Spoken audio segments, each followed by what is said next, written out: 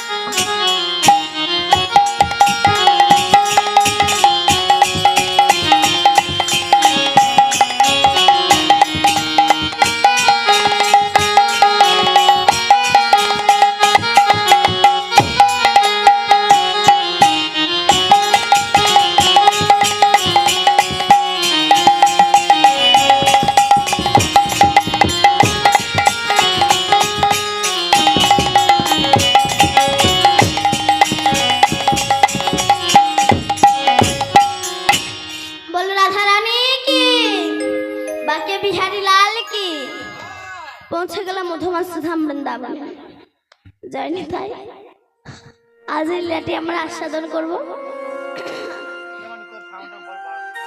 জরাধে আজ লীলাটি আমরা আস্বাদন করব। এই লীলাটির নাম হচ্ছে নিধুবনে রাধা কৃষ্ণের মিলন। এই রাধা কৃষ্ণের মিলনটা কেমন? অকই তব কৃষ্ণ প্রেম জনজম্বলত হেম বল চম্পন বহেম। এ প্রেম নিলোকে না হয়, যদি হয় হের যোগ তবে না হয় বিয়োগ, বিয়োগ হইলে কভু না যেও। বৃন্দাবন বিলাসিনী স্মৃতি রাধা ঠাকুরানী এই বাস করেন কোথায়? বাদিনীর ঘরে। এই জটিলা কুটিলার ঘর কোনটা? এই দেহটা হচ্ছে জটিলা কুটিলার ঘর। এর মধ্যে জটিলা হচ্ছে কাম, কুটিলা হচ্ছে মায়া, অহংকার হচ্ছে আয়া, আর দেহের মধ্যে বাস করে ভক্তি রূপিণী শ্রীমতী রাধা ঠাকুরানী। রাধে রাধে। আমার শ্রীদাম সুদামা দাম অবশ্যদামা বটু মধুমঙ্গল প্রমুখ সখা বেষ্টিত হয়ে আমার কৃষ্ণ গোষ্ঠে এসেছিল। এমন সময় আমার শ্রী গোবিন্দ নিজের বাসিখানা দূরে ফেলে দিয়ে সুবল বদনপানে অনিমেষ লোচনে চেয়ে বসে আছে। সুবল বলছে, কানে তোর কি হয়েছে? তোর অমন মুখ দেখলে যে আমার ভালো লাগে না রে ভাই। সত্যি, যদি বনে ঘুরতে ঘুরতে যদি কোনো ফল পাই সেই ফল আগে আমরা খাই, পরে তোকে খাওয়াই।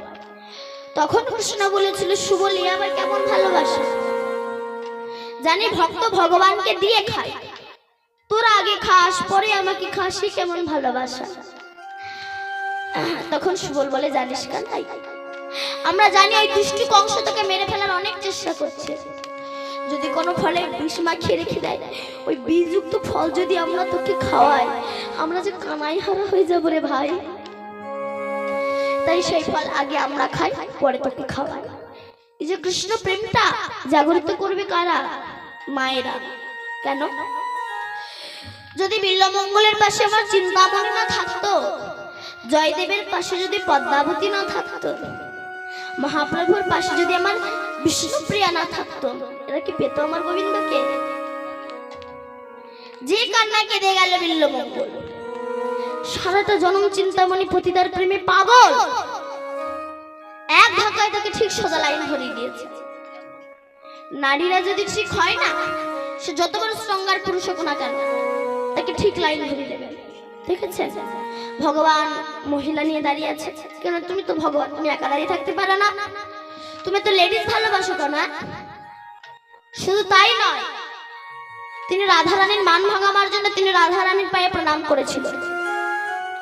তিনি তো বলতে পারতেন যে, রাধে আমি তোমার মতো মহিলার ধার ধারি না, আমি তোমাকে তৈরি করেছি আর ডজন খানিক তৈরি করে দিচ্ছি, তিনি তো বলতে পারতেন, কিন্তু তিনি কি বলতে পেরেছিলেন না। ইনি শুধু একা মান ভাঙাবার জন্য নয়, আর একজনের যে মহাদেব, ইনি এবারে এক ডজ বেশি করে দেখিয়েছে। এনার সারাটা যেমন এমন ফিটিংস চেহারা, এত ভারী চেহারা, আর বুকের ওপর স্টেজ দাঁড়িয়ে আছে। শিবটা একবার বলতে পারতো, কালী বুকের হাড়গুলো বড্ড ব্যথা করছে, একটু সরে যাও, জিরিয়ে নি। তিনি তো বলতে পারতেন, কিন্তু তিনি কি বলতে পেরেছিলেন না। কেন? কত দেব দেবতা মুনি ঋষি নারীর পায়ে মানে হার, নারী দুর্গা, নারী কালী, নারী আবার হয় ভূপালী, নারীর পায়ে দেয় অঞ্জলি, স্বয়ং কৃষ্ণ গুণাধার। নারী একবার হলে বক্র, মাথায় ঘুরবে কালের চক্র, চক্রধারের পক্ষ চক্র হাতে রাখা ভার। মেয়েরা যদি একবার বেঁকে বসে, তাহলে জাতি সমাজ নীতি সব জায়গায় ড্যামেজ ধরে যাবে। এই যে আমার অনেক বাবারা আছেন, দাদা ভাইরা আছে, চাকরি করেন, ব্যবসা করেন, সার্ভিস করেন, ব্যবসার জন্য বাইরে থাকেন। তো এখন আপনি আপনার স্ত্রীকে বিশ্বাস করেন, বাড়ি এসে বললেন, গিন্নি এক গ্লাস জল দাও তো। এখন এই যে কড়া কড়া উচ্ছে বেগুন ধান গাছ মারার জন্য যে ঔষধ না, ওই চোখের আড়লে দু ফোঁটা মেরে দিয়ে এক গ্লাস জল দিল না, জানলেন না খেয়ে নিলে কিছুক্ষণ পর কি হবে বলুন তো? ব্রেক ড্যান্স শুরু হয়ে যাবে। তাহলে নারীর ভূমিকা কোথায় নেই? এক ঝলক আনন্দের তরে পিতা ত্যাগ করিল মোরে, সেদিন যদি নারী না রাখতেন গর্ভে ধরে, কেমন করে জন্ম নিতাম এই সুন্দর ভুবনে। সুন্দর নারীর কথা বলতে গেলে মায়ের কথা আসে চলে। মায়ের কোলের সেই ছোট্ট ছেলে, বিশ্বের মালিক সেই কৃষ্ণ, বুদ্ধ, যিশু, গৌর, এরা তো সবাই মায়ের কোলেরই শিশু। দেবের দেব মহাদেব নারীর চরণ তলে। নারী ছিল বেহুলা সতী, অসুরিয়া মালাবতী, বাঁচাইল মরাপতি, শাস্ত্র প্রমাণ তার। ভারতবর্ষে এমন কোন স্ট্রঙ্গার পুরুষের পক্ষে সম্ভব ছিল? জমের মুখে ছাই দিয়ে স্বামী সত্যবামকে ফিরিয়ে আনবেন, জমের মুখে ছাই দিয়ে স্বামী লক্ষিন্দারকে ফিরিয়ে আনবেন। ভারতবর্ষ নারীদের টেম্পারটাই আলাদা, এদের সত্যি তো টেম্পারটাই আলাদা। এরাই পারে জমের মুখে ছাই দিয়ে স্বামীকে সংকট মুহূর্ত থেকে বাঁচাতে। দেখেছেন দুর্গাপূজার 9 দিন আগে মহালয়া হয়, সেদিন অসুরদের অত্যাচারে দেবতারা স্বর্গ ছাড়ে। সেদিন এই নারী যুদ্ধ করে রাখে দেবতাদের। কেন? সেদিন নারী যুদ্ধ করে রাখে দেবতাদের মান, কিন্তু সেই ভারতবর্ষে সেই নারীর সম্মান কেন? এই ভারতবর্ষটা পুরুষ শাসিত সমাজ, এরা নারীর অগ্রাধিকার সহ্য করতে পারে না, মেনে নিতে পারে না। তাই নারীরা যদি সামান্য পথভ্রষ্ট হয়ে এদেরকে বলে কুলোটা, দুশ্চরিত্রা। কিন্তু আপনি মহাভারতটা খুলে দেখুন, সব বড় বড় ডিপার্টমেন্ট ধরে রেখে দিয়েছে, সব কুলোটা দুশ্চরিত্রা সন্তান। এক একটা করে বলে যাই। স্বর্গের পতিতে হিতাচির পুত্র হইল মহাবীর দ্রোণ, কুমারীর পুত্র বিশ্বপূজ্য কৃষ্ণ দ্বৈপায়ন।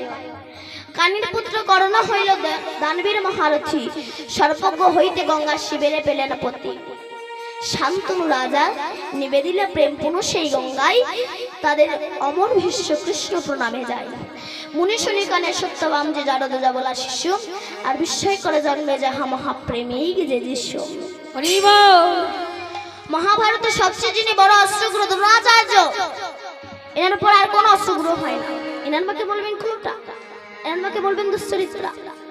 মহাভারতে যিনি পুরাণ রচনা করেছিলেন পরাশর মুনির ঔরসে, কৃষ্ণদ্বৈপায়ন বেদব্যাস। নামটা হয়েছিল কেন? কৃষ্ণের মতো অঙ্গকান্তি বলে নাম হয়েছে কৃষ্ণ। দ্বীপে জন্মগ্রহণ করেছে বলে নাম হয়েছে দ্বৈপায়ন। বেদকে চারখান ভাগে বিভক্ত করেছে বলে নাম হয়েছে কৃষ্ণদ্বৈপায়ন বেদব্যাস। রাধে। এই কৃষ্ণদ্বৈপায়ন বেদব্যাস পুরাণ রচনা করেছিল। মৎস্যগন্ধা যখন কুমারী ছিল তার গর্ভ থেকে জন্মগ্রহণ করেছিল। এনার মাকে বলবেন কোনটা? মহাভারতের সবচেয়ে যিনি দানী ব্যক্তি দাতা কর্ণ, এনার মতো দানী ব্যক্তি জগতে নেই। কুন্তী যখন কুমারী ছিল তার কান থেকে জন্মগ্রহণ করেছে বলে নাম হচ্ছে কর্ণ। এনার মাকে বলবেন কোনটা? এনার মাকে বলবেন দুশ্চরিত্রা। তারপর আমরা জানি গঙ্গা প্রথমে মহাদেবকে প্রতিরূপে বরণ করেছিল, তারপর শান্তনু রাজার সঙ্গে বিবাহ হয়েছিল। এক নারী যখন এক পুরুষে মন দেয় তখন তাকে বলা হয় সতী। এক নারী যখন দুই পুরুষে মন দেয় তখন তাকে বলা হয় দ্বিচারিণী। এক নারী যখন তিন পুরুষে মন দেয় তখন তাকে বলা হয় ধর্ষিতা। এক নারী যখন চার পুরুষে মন দেয় তখন তাকে বলা হয় শৈরিণী। এক নারী যখন পাঁচ পুরুষে মন দেয় তখন তাকে বলা হয় পতিতা। তবে দ্রৌপদী তো 5 মাসের স্বামী বিবাহ করবে, সেখানে সত্যি হলো। এই দ্রৌপদীটা আসলে কে? এ তো কারোর গর্ভ থেকে জন্মায়নি, আগুন থেকে জন্ম হয়েছে। আর এই যে পঞ্চস্বামী কারা? ক্ষিতি অফ তেজ মরুদ বউ, ক্ষিতি অফ তেজ মরুদ বউ, এই হচ্ছে পঞ্চস্বামী।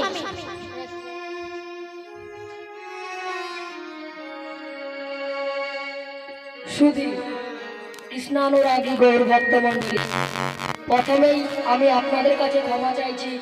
দক্ষিণ শিবরামপুর জোড়াবরতলা 24 পর হরিবাসর কমিটির পক্ষ থেকে শিবরামপুর গ্রাম নিবাসী গোপাল জানা ও তার সমস্ত গাড়ি স্টাফ এই কৃষ্ণ দাসী কীর্তনিয়া দীপান্বিতা কয়ালের গানে সন্তুষ্ট হইয়া 110টি টাকা পুরস্কৃত করলেন। সবাই মিলে একবার বলুন, কহ গৌর নিতাই প্রেমানন্দ। হরি বল।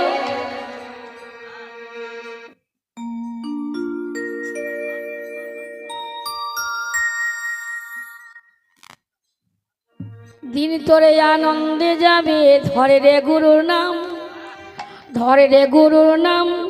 গুরু ব্রহ্মা গুরু বিষ্ণু গুরু ভগবান। দিন তোর আনন্দে যাবে, ধরে গুরুর নাম, ধরে গুরুর নাম। গুরু ব্রহ্মা গুরু বিষ্ণু গুরু ভগবান। দিন তোরে আনন্দে যাবে, ধরে রে গুরুর নাম।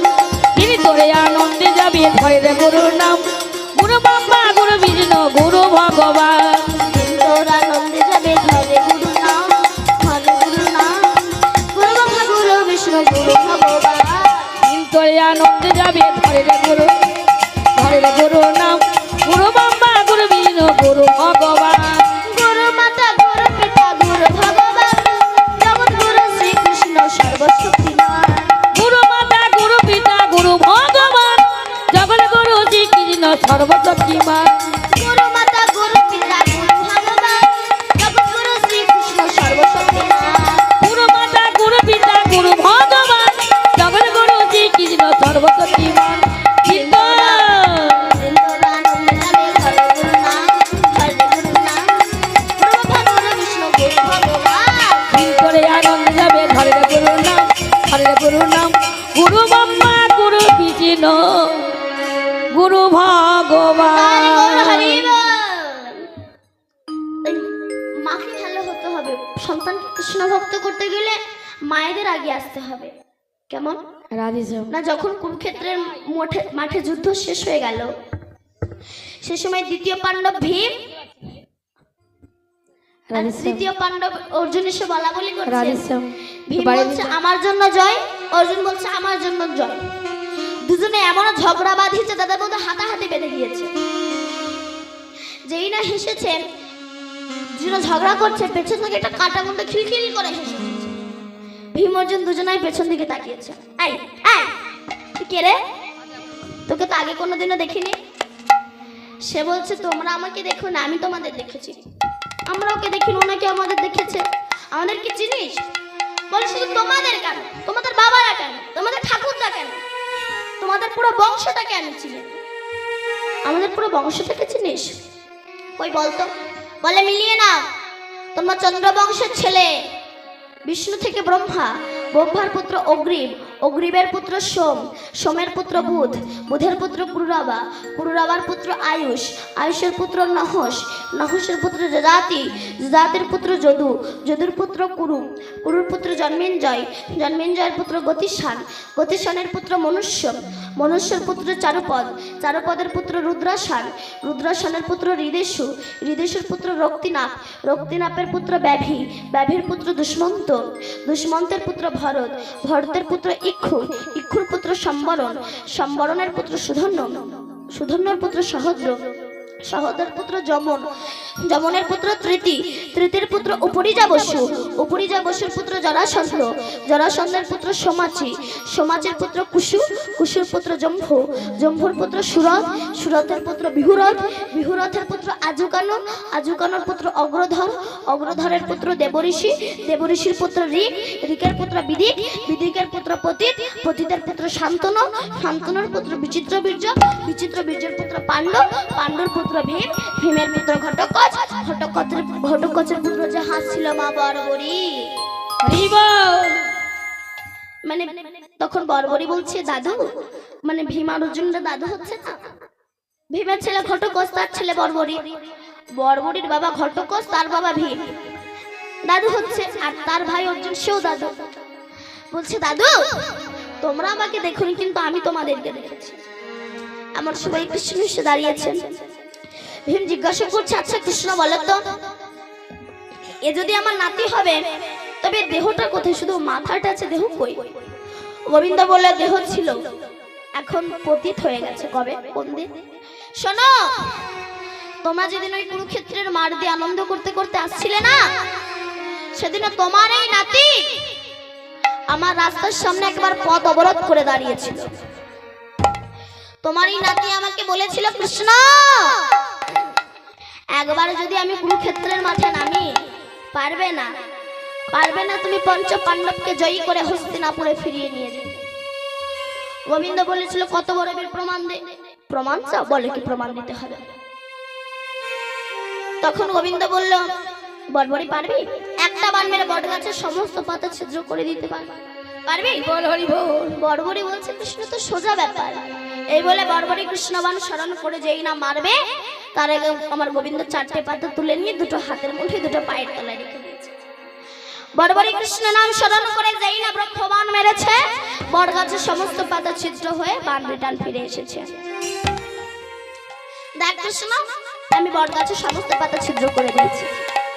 বরবরি হাসছে, কৃষ্ণ হাসছে। বরবরি গাছের পাতা ছিদ্র করলে এখনো চারটে পাতা ছিদ্র করতে পারলি না।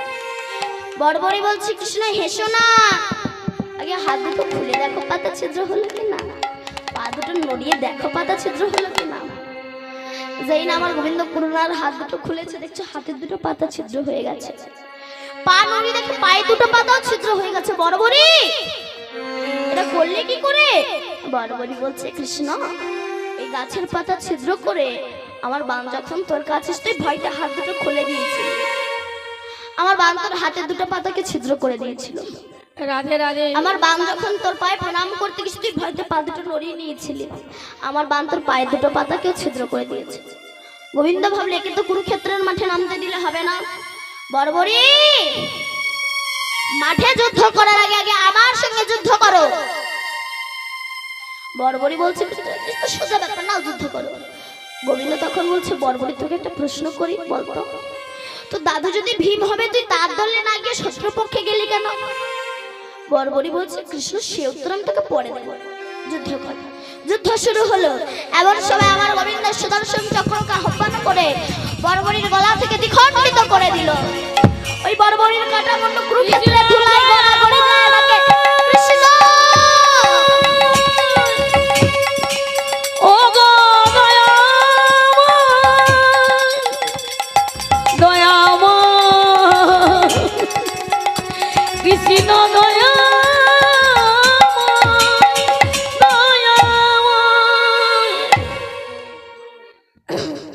গোবিন্দ আমার হাতে রাধে, মাথা রাধে, তুলে রাধে। নিয়েছে। বর্বরী তুই কৃষ্ণ ভক্ত আগে কেন বললি না? বর্বরী বলছি কৃষ্ণ যদি বলতাম তবে তো আমার দেহ তোর সেবায় লাগতো না রে। হরি বল হরি বল। তখন বর্বরী বলেছিল কৃষ্ণ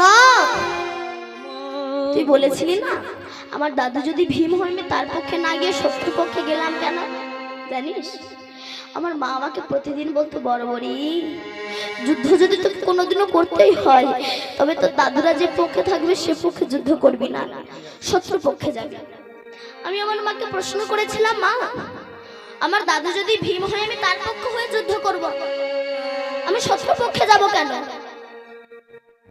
আমার মা আমাকে বলেছিল বর্বরী যদি তুই শত্রু পক্ষে যাস আর মরণ যদি হয় তবে তোর দাদুদের হাতে হবে, আর তোর দাদুরা হচ্ছে কৃষ্ণ ভক্ত, আর কৃষ্ণ ভক্তের হাতে যদি একবার মৃত্যু হয় তোকে আর এই রাক্ষস কুলে আসতে হবে না। তিনি তাই গৌর হরি বল বলে গোবিন্দের চরণ পেয়ে হরি বল। তাই সুবল বলছে কানে কি হয়েছে তোর? বুঝেছি রাধা বদন মনে পড়েছে তাই না? সখারের সঙ্গে কথা হেরাম দিতে সকালের সঙ্গে যে কথা হেরাম গেছে খেলো এ বিনোদ খেলো সুবল বদন নেহেরি তখন আপন হইল ভোলা, সুবল বদন নেহেরি তখন আপন হইল ভোলা। কহে ঘন সম সময় সিনেমা ঘন সম সময় সবই রহ এইখানে দূরে না যাইবে ধেনু চড়াইবে